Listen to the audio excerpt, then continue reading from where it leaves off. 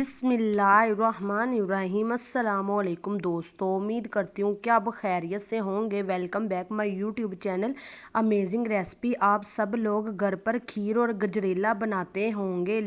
चूँकि मैंने वीडियो बनाई है तो ऑफकोर्स आपको कुछ नया जानने को मिलेगा, कुछ बेहतर जानने को मिलेगा, जिससे आपकी रेसिपी जल्दी भी बन जाएगी, टेस्टी भी बनेगी और आपको मज़ा भी आएगा ये रेसिपी बनाने में। चले जी बिस्मिल्लाहिर्रहमानिर्रहीम। यहाँ पर हमें जिन चीज़ों की ज़रूरत है देख लें।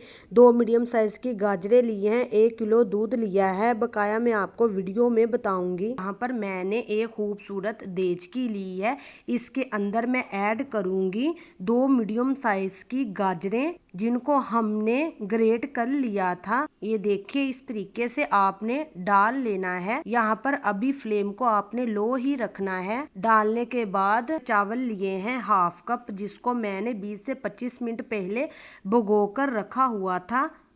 ये भी हम इसमें ऐड कर देंगे। आपने टोटा चावल पुराने वाले नहीं लेने, नए वाले चावल लेने हैं। आज मैं आपको बिल्कुल नए तरीके के साथ गाजर की खीर बनाने का तरीका बता रही हूँ। ये है हमारे पास 1 kg दूध। ये मैंने कच्चा दूध लिया है, बॉईल किया हुआ दूध हमने इस्तेमाल नहीं करना। इन सब चीज़ों को हमने अच्छे तरीके से मिक्स करना है। ये बिल्कुल नया तरीका है, आप भी इस तरीके के साथ बनाएंगे तो आपकी भी खीर बहुत अच्छी बनेगी। यहाँ इसमें जाएगी हाफ कप चीनी।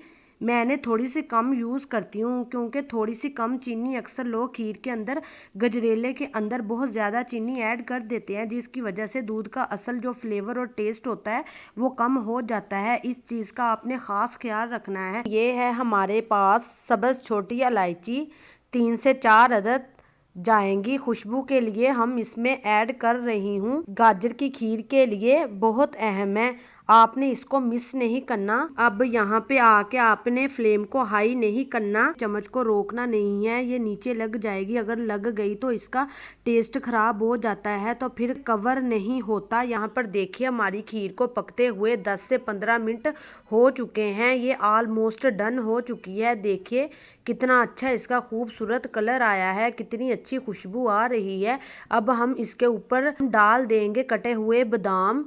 आपने ड्राई फ्रूट को धोकर यूज़ करना है, ऐसे नहीं करना, पता नहीं कब का पड़ा होता है। ये देखिए, हमारी जौन सी खीर है वो हो चुकी है तैयार। अब हम इसे ठंडा करके सर्व करेंगे। माशाल्लाह, देखिए कितना इसका खूबसूरत कलर आया है, कितनी अच्छी ये बनी है, बिल्कुल नए तरीके के साथ बनाई है। आई होप कि आपको मेरी ये वीडियो बहुत पसंद आई होगी।